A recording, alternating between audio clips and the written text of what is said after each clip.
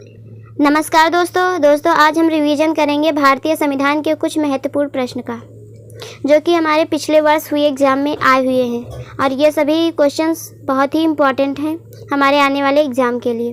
तो चलिए स्टार्ट करते हैं। आज का पहला क्वेश्चन, भारतीय संविधान के जनक के रूप में किसे जाना जाता है? इसमें पूछ रहा है कि भारतीय संविधान के जनक के रूप में किसे जाना जाता है। तो हमारा right answer option A, doctor Bhimrao Ambedkar. Doctor Bhimrao Ambedkar को भारतीय संविधान का जनक के रूप में माना जाता है। डॉक्टर भीमराव अंबेडकर को भारतीय संविधान के जनक के रूप में जाना जाता है। अंबेडकर की कानूनी विशेषज्ञता और विभिन्न देशों के संविधान का ज्ञान संविधान के निर्माण में बहुत मददगार साबित हुआ है। वह संविधान सभा की मसौदा समिति यानी प्रारूप समिति के अध्यक्ष बने और भारतीय संविधान को तैयार करने में महत्वपूर्ण भूमिका निभाई। किसने? डॉक्टर भीमराव अंबेडकर ने। तो हमारा राइट आंसर है ऑप्शन ए। अगला क्वेश्चन है, भारत में सांप्रदायिक चुनावी प्रणाली सबसे पहले किसके द्वारा शुरू की गई थी? भारत में सांप्रदायिक चुनावी प्रणाली सबसे पहले किसके द्वारा शुरू की गई थी? तो हमारा राइट आंसर है ऑप्शन डी, 1909 मार्ले-मिंटो रिफॉर्म्स। मार्ले-मिंटो रिफॉर्म्स 1909 में शुरू की गई थी सबसे पहले। 1909 के अधिनियम को मार्ले-मिंटो सुधार उस समय लॉर्ड मार्ले इंग्लैंड में भारत के राज्य सचिव और लॉर्ड मिंटो भारत में वायसराय थे के नाम से जाना जाता। इस अधिनियम ने पृथक निर्वाचन के आधार पर मुस्लिमों के लिए सांप्रदायिक निर्वाचन की मांग की थी। तो हमारा राइट आंसर है ऑप्शन डी।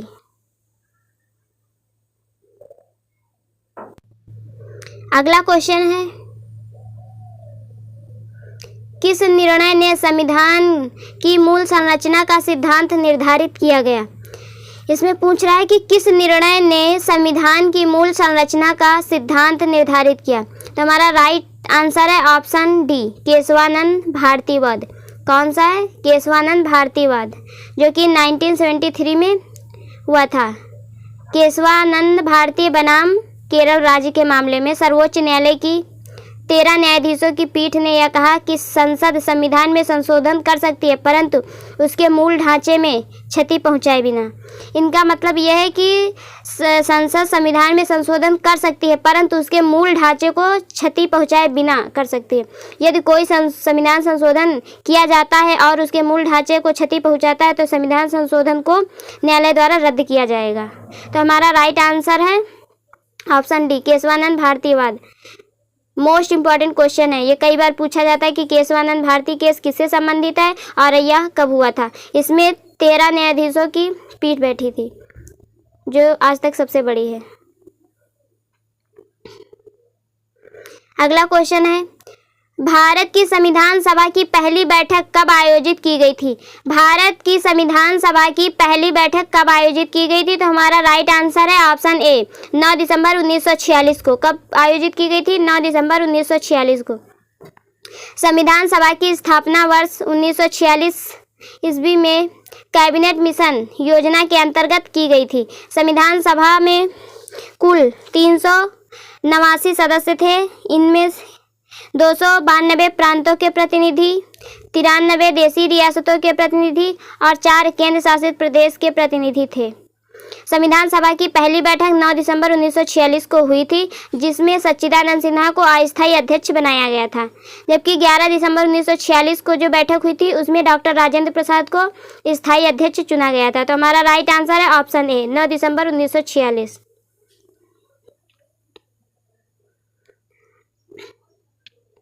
अगला क्वेश्चन है, भारतीय संविधान को कब अंगीकृत किया गया था?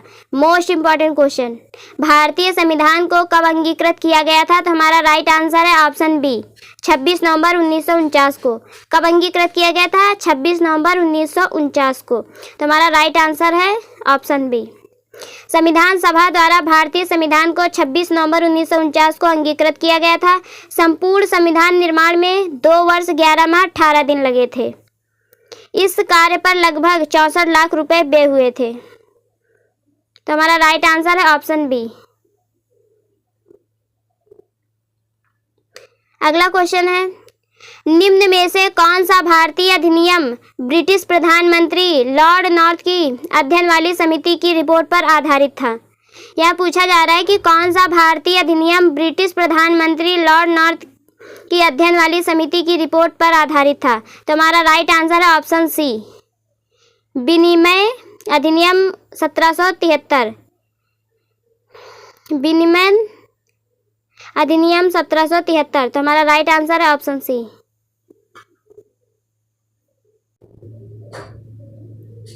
अगला क्वेश्चन है, विश्व का सबसे लंबा लिखित संविधान किस देश का है? Important question.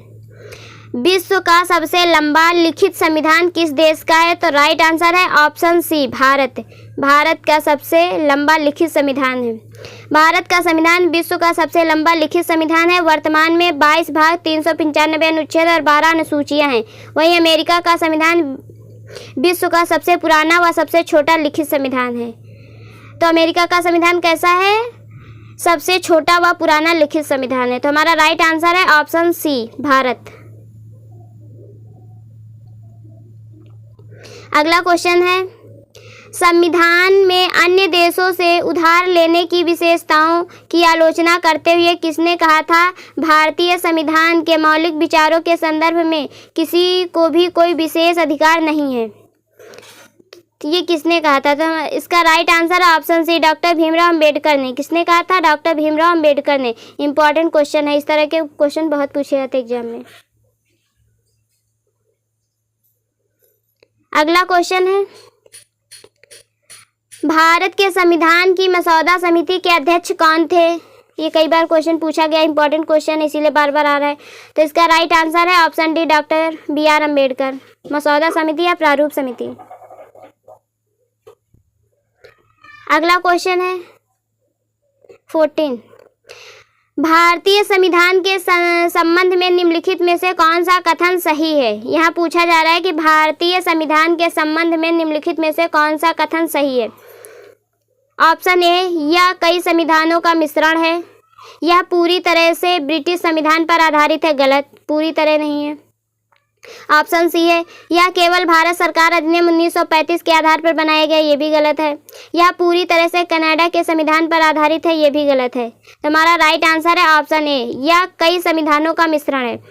अभी कल क्वेश्चन इसमें पूछा गया था कि भारतीय संविधान में कितने देशों के संविधान से विशेषताएं ली गई हैं, तो कुल 10 देशों से लिया गया है। तो हमारा जो संविधान है वो कई संविधानों का मिश्रण है। तो राइट आंसर ऑप्शन ए। अगला क्वेश्चन है, संविधान सभा द्वारा भारतीय संविधान को अंगीकृत और अधिनियमित किया गया था। इसमें पूछा गया है कि कब संविधान सभा द्वारा भारतीय संविधान को अंगीकृत और अधिनियमित किया गया था। तो हमारा राइट आंसर है ऑप्शन डी, 26 नवंबर 1949 को। कब किया गया था? 26 नवंबर 1949 को। भारतीय संविधान की प्रस्तावना में संविधान को अपनाने की तिथि दी गई है, जिसमें कहा गया है इस संविधान सभा ने आज तारीख 26 नवंबर 1949 को एतद द्वारा इस संविधान को अंगीकृत, अधिनियमित और आत्मर्पित करते हैं। तो हमारा राइट आंसर है ऑप्शन डी। अगला क्वेश्चन है, भारत का सर्वोच्च कानून किसे माना जाता है? भारत का सर्वोच्च कानून किसे माना जाता है? इंपॉर्टेंट क्वेश्चन है। तो हमारा राइट आंसर है ऑप्शन ए, भारतीय संविधान को। भारत का सर्वोच्च कानून किसे माना जाता है? तो हमारा राइट आंसर है ऑप्शन ए, भारतीय संविधान को। भारत का सर्वोच्च कानून भारतीय संविधान को माना जाता है। यह भारत का सर्वोच्च विधान है जो संविधान सभा द्वारा 26 नवंबर 1949 को पारित हुआ था तथा 26 जनवरी 1950 से प्रभावी हुआ था। यह विश्व के किसी भी गणतांत्रिक देश का सबसे बड़ा लिखित संविधान है। हमारा जो संविधान है वो सबसे बड़ा लिखित संविधान है।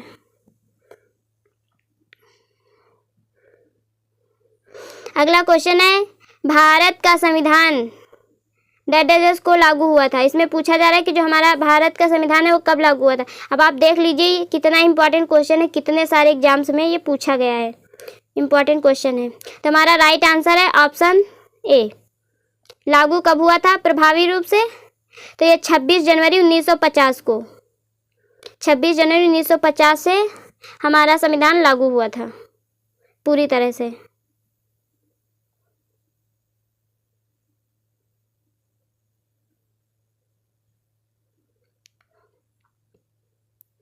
अगला क्वेश्चन है, ये कथन और कारण वाला है।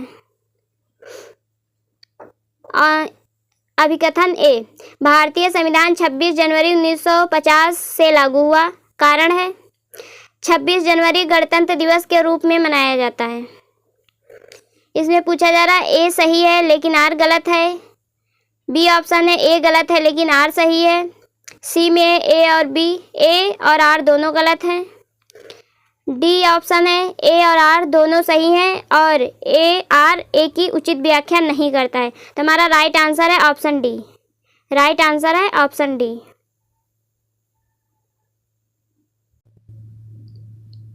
अगला क्वेश्चन है, भारत की संविधान सभा की प्रथम बैठक की अध्यक्षता किसने की थी? भारत की संविधान सभा की प्रथम बैठक की अध्यक्षता किसने की थी? तो हमारा राइट आंसर ऑप्शन डी सच्चिदानंद सिन्हा ने। मोस्ट इंपॉर्टेंट क्वेश्चन, कई बार पूछा जा चुका है। अगला क्वेश्चन है, संविधान सभा के पहले सत्र का आयोजन कब हुआ था? संविधान सभा के पहले सत्र का आयोजन कब हुआ था? तो हमारा राइट आंसर है ऑप्शन बी 1946 को। कब हुआ था? 1946 को।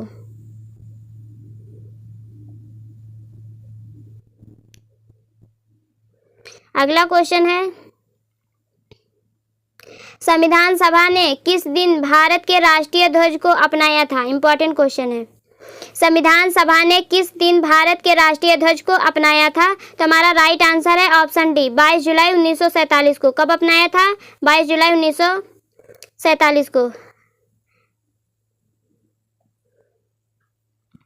संविधान सभा ने राष्ट्रीय ध्वज का प्रारूप 22 जुलाई 1947 को अपनाया था। राष्ट्रीय ध्वज में 3 रंग की 36 पट्टियां हैं।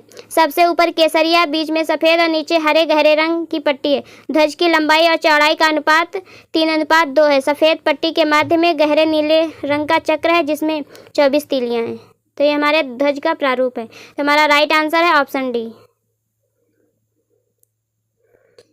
अगला क्वेश्चन है, भारत का राष्ट्रीय प्रतीक भारत सरकार द्वारा कब अपनाया गया था?